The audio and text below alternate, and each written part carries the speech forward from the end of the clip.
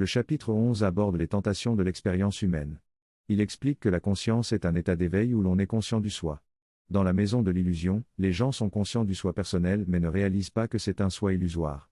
Dans la maison de la vérité, ceux qui y vivent sont conscients d'un plus grand soi qui reconnaît l'unité de toutes choses. Les mots vérité, paix et amour sont interchangeables et représentent la conscience d'une nouvelle réalité.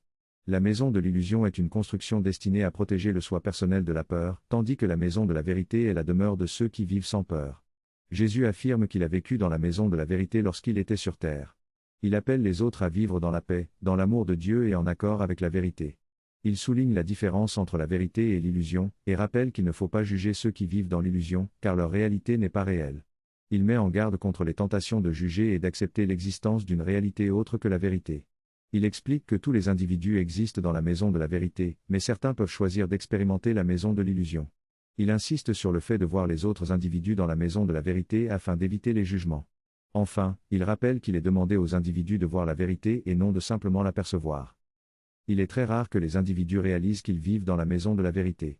Pendant un certain temps, il est important de rester conscient de ce changement de demeure. Il y a une explication à cette période de conscience différente. Alors que l'ancien système continue de nous enseigner les leçons du nouveau, nous découvrons comment utiliser ces leçons de l'illusion d'une manière bénéfique pour nos frères et sœurs. Nous devons toujours garder à l'esprit que ce qui nous était auparavant utile peut être utilisé d'une manière différente pour produire de nouveaux résultats.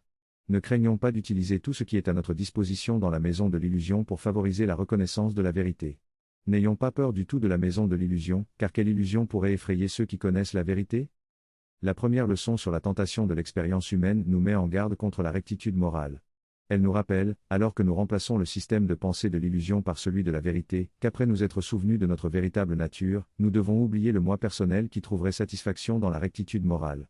Nous ne sommes ni bons ni mauvais, et cette tentation ne nous retiendra pas longtemps une fois que nous aurons complètement adopté le nouveau système de pensée. Ces idées de bon et de mauvais disparaissent lorsque la transition est achevée.